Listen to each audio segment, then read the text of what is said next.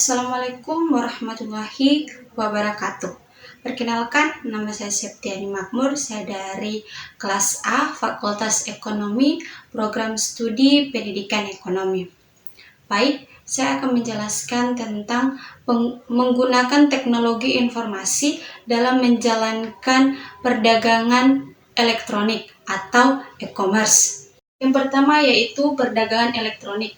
Dalam definisi luas, suatu transaksi bisnis yang menggunakan akses jaringan, sistem berbasis komputer, dan antarmuka. Sebuah browser web akan memenuhi persyaratan lain sebagai perdagangan elektronik atau e-commerce. Next, e-commerce di luar batas perusahaan. E-commerce bisnis ke bisnis konsumen mengacu pada transaksi-transaksi yang terjadi antara sebuah bisnis dan konsumen akhir produk. E-commerce bisnis ke bisnis mengacu pada transaksi antar bisnis, di mana tidak ada pihak yang menjadi konsumen akhir. Transaksi B2C melibatkan jumlah orang yang relatif sedikit. Biasanya mereka yang berada di dalam kelompok layanan informasi dari perusahaan yang terpengaruh. Sedangkan orang-orang yang terlibat dalam transaksi B2B biasanya sangat terlatih di dalam penggunaan sistem informasi dan mengenal proses bisnis yang terpengaruh oleh transaksi tersebut. Manfaat-manfaat yang diharapkan dari e-commerce adalah dengan adanya e-commerce memungkinkan sebuah perusahaan atau pemilik usaha untuk dapat menjual produk yang mereka buat kepada konsumen yang lebih banyak, seolah-olah batas antar negara semakin hilang. Dengan kata lain, perusahaan dapat mencangkup pasar yang lebih luas. Adapun manfaat-manfaat dari e-commerce yaitu yang pertama, perbaikan layanan sebelum, selama, dan setelah penjualan. Yang kedua, perbaikan hubungan dengan pemasok dan komunitas keuangan. Yang ketiga, meningkatkan imbal hasil ekonomi atau pemegang saham dan investasi pemilik.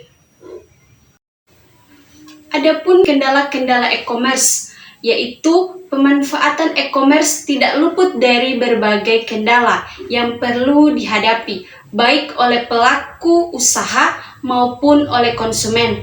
Kendala-kendala yang cukup besar dihadapi yaitu sebelum adanya standar baku yang mengatur mutu e-commerce dalam hal keamanan, pembangunan sistem, permasalahan, serta kriteria spesifikasi. Yang pertama yaitu biaya yang tinggi. Yang kedua, kekhawatiran akan masalah keamanan.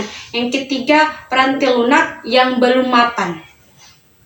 Next, sistem interorganisasional. E-commerce merupakan hal yang fundamental bagi sistem interorganisasional.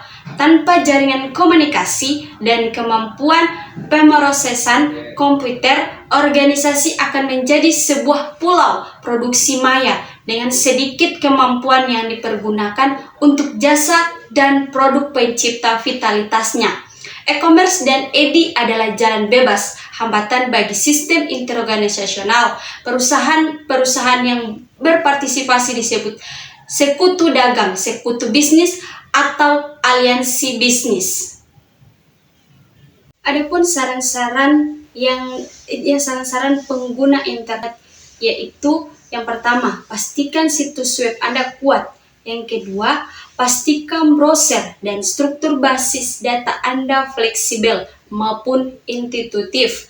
Yang ketiga, menekankan isi. Yang keempat, sharing diperbaharui. Yang kelima, melihat di luar pelanggan. Yang keenam, tunjukkan isi pada kebutuhan spesifik pengguna. Yang ketujuh, menjadikan internet intuitif. Yang kedelapan, berada di lokasi web yang tepat. Yang kesembilan, ciptakan rasa kebersamaan. Yang terpenting, yang ke-10 yaitu carilah bantuan jika Anda membutuhkan. Dari penjelasan saya tadi bahwa e-commerce adalah pengguna jaringan, komunikasi, dan komputer untuk melaksanakan proses bisnis pengguna internet dan komputer dengan browser web. E-commerce memiliki kendala yaitu biaya yang tinggi, kekhawatiran masalah keamanan, peranti lunak yang belum mapan atau belum tersedia. Selain itu, e-commerce memiliki manfaat, yaitu yang pertama, mempermudah transaksi jual beli, mempermudah layanan bisnis ke bisnis konsumen untuk memperbaiki layanan pelanggan, mempererat hubungan dengan pemasok dan komunitas keuangan dan meningkatkan imbal hasil pada pemegang saham dan pemilik investasi.